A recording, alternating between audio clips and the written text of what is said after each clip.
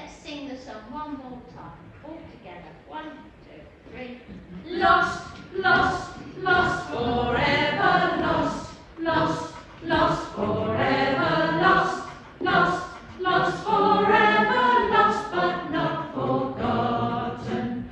Houses crushed, but not our memories. Houses crushed, but not our memories. Houses crushed, but not our memories. Lost but not forgotten. Thank you very much indeed.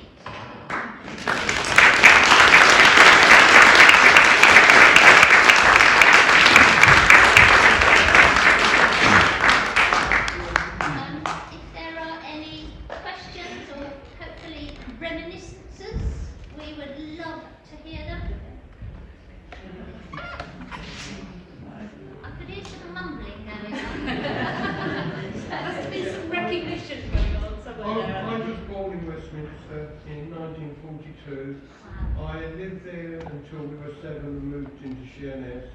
But we used to, all the children from there used to have to go to Bluetown School.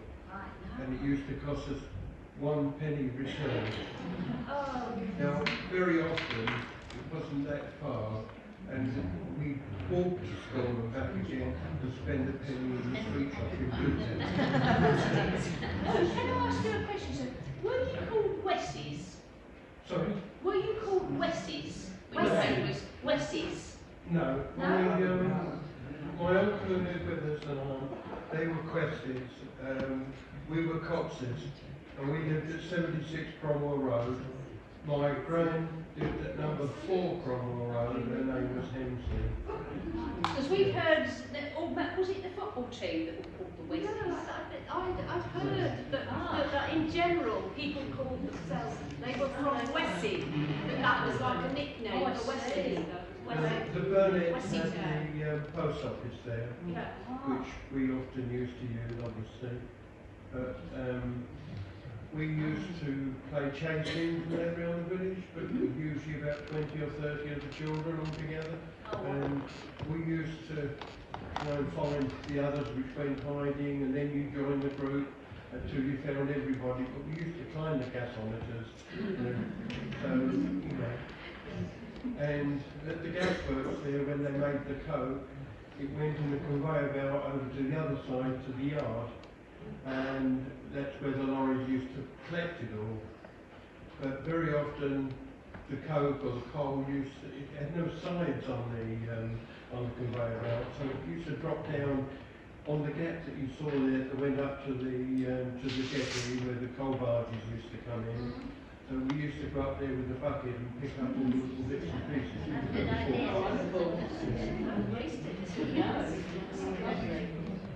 But you remember it with fondness? Sorry? You remember it with fondness? Oh, yeah. Of living there? Yeah. Yes. Yeah. Anna Keynes and Lissendons used to live there. Memory's going a bit. So family names that are still on the island now, aren't they? Oh, yes. Yeah. A few years ago, I got together with my brother and cousin. We all lived there, and I wrote a piece, which is in the Gatehouse Museum now, on our life as we lived in Westminster. What we used to get up with, how we used to play, where we used to go, and one of the reminiscences was when we got our penny return to go to school, the older girls used to go to the front of the bus, and they used to have a sing-song on the way to Bluetown, and they used to sing all the old war songs. It was a close community, and like you said, it's just a shame that nothing's ever been done with it. No, it's just... They made lovely first houses, right, there was only 2 up and 2 down, but one of the bedrooms upstairs could have been turned into a bathroom because we only had the tin bath in the garden. It's the same as I grew up in Queenbury in a terraced house, and it's still all standing now, so there's no reason why Westminster couldn't have, you know? No, there was no reason to put them down. They were built properly in them days, weren't they?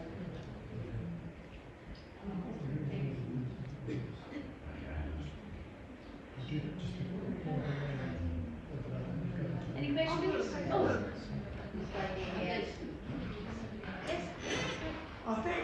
speaking, I couldn't hear very well, but I think it's my daughter who was talking about that was nearly drowned. Oh, really? Yes, and the two boys got the award, the Humane Society Award. One, Tommy Winnie, Johnny Burnett went in first, and then he couldn't hold her anymore because she floated out, and she had a big coat over her head. And so he was going to let her go. But then Tommy McWillie went in, and he got hold of her, brought her in, and he'd seen where they do the, you know, artificial respiration the week before on Blue Peter, and he gave her, was giving her that. And the ambulance man who lived next door to the shop, he came over and let him carry on. Anyway, they saved her and they got an award. But then Tommy died young. He had a heart attack. He used to play football for Sheppey, and he was a fitness fanatic.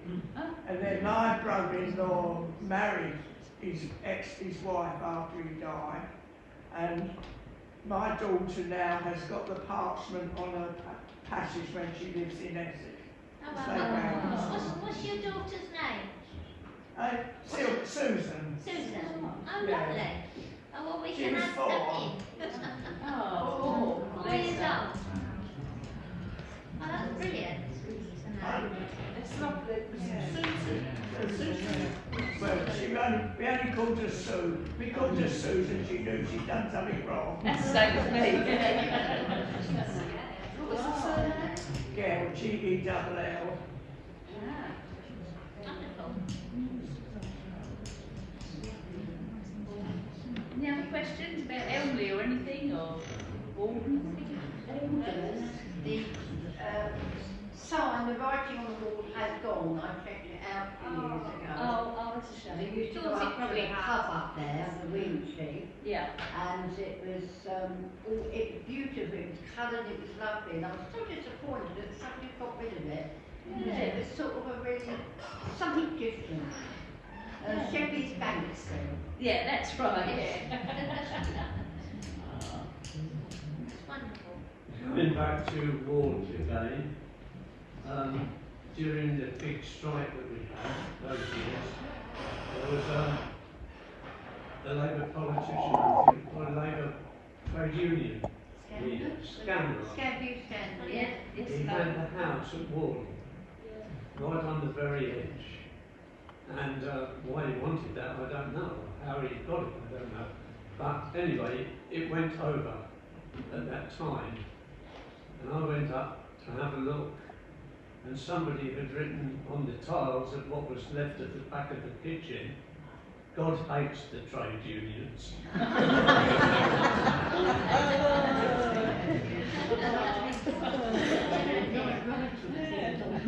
It's all some bright spark, isn't there? As a matter of interest, as you went through Montague Road to go along to the White Way, before they built the other road going straight through, you used to have to go all the way round and along the White Way. On that corner there, they used to keep pigs, and it was always known as Pigside Corner.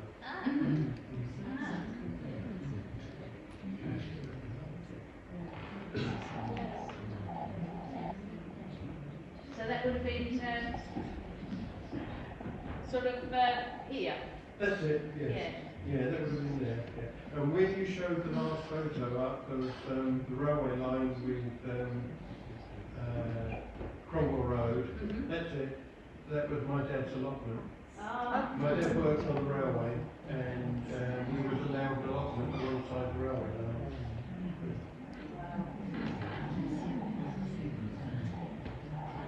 Well, thank you very much. And if we'll be downstairs for a bit, so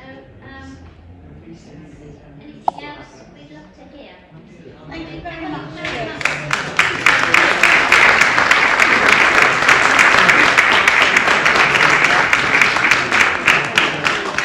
Talk is the 5th of May, and it's about the Blitz during the First World War. Because Sheppey was on the direct route from Germany up to London, and of course we were bombed before bombing was a thing back in World War I. So we've got a gentleman coming Ian Castle, who's written a book about First World War and the Zeppelins, and he'll be here 5th of May.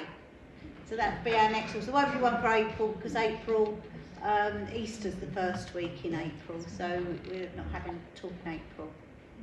Okay, thank you very much for coming. Thank you, Janice.